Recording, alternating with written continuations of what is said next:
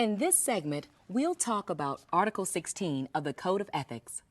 Article 16 is one of the shortest, most succinct articles, reading, "Realtors shall not engage in any practice or take any action inconsistent with exclusive representation or exclusive brokerage relationships that other realtors have with clients." This seemingly simple concept gives rise to many questions and issues. As a result, Article 16 is interpreted by numerous standards of practice and case interpretations. Article 16's fundamental concept, respect for exclusive relationships, was embodied in the very first Code of Ethics, which in 1913 told real estate professionals that an agent should respect the listings of his brother agent and cooperate with him to sell, provided the other agent had the most suitable property. These two concepts, respect for exclusive relationships and our obligation to cooperate with each other, have remained inextricably intertwined in the Code of Ethics for nearly a century. Competition between realtors to provide consumers with brokerage, appraising, managing, leasing, syndicating, and counseling services can be very intense, up to the point where a client enters into a binding exclusive agreement for such services. When an exclusive relationship is created, the competition ceases and the effort shifts to the search for buyers or to otherwise meet the client's needs. It's at this point where Article 16 comes into play. Once a client selects a broker to serve her interests, the competition to create that broker-client relationship ends and the cooperation required by Article 3 begins. Cooperation between realtors is our normal professional practice when cooperation serves the best interests of a client. And as we discussed before, that is almost always the case. In most cases, cooperation occurs because it benefits clients and customers. Realtors carefully avoid taking any action that could be inconsistent with the exclusive relationship that exists, for instance, between a seller and the seller's listing broker. And we avoid any action that could be construed as an attempt to induce a breach of contractual relationship between the seller and the listing broker. The client has made her decision, and the client is entitled to the benefit of her bargain.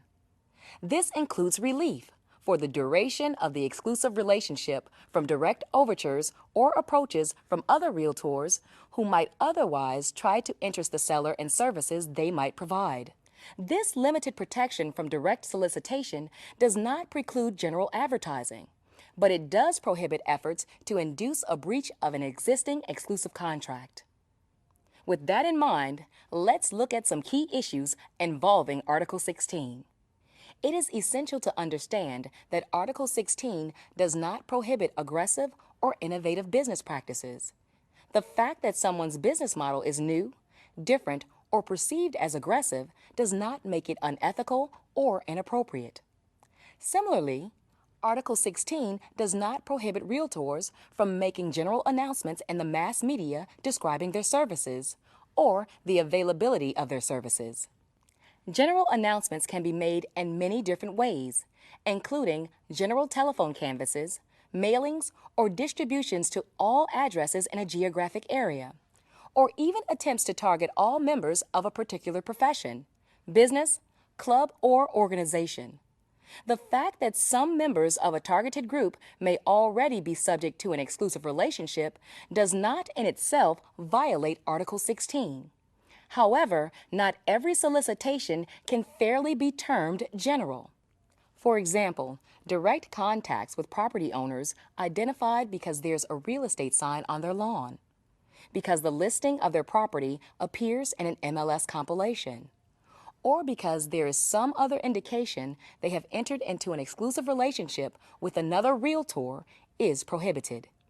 In the same vein, mail, email, or other forms of written solicitation directed at potential clients identified through MLS compilations, through for sale or for rent signs on their property, or who are identified through other sources of information as being subject to an exclusive agreement cannot be targeted. And to target other realtors' exclusive clients using these tools violates Article 16. The fact that an individual has entered into an exclusive relationship with a real estate broker for a particular service does not prohibit realtors from contacting that client to offer to provide or even from entering into a contract to provide a different type of real estate service. For example, the fact that a seller has exclusively listed their property for sale does not prevent another realtor from contacting that property owner to offer property management services.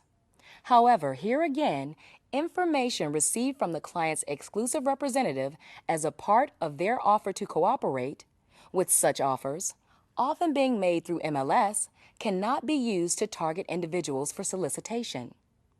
Article 16 prohibits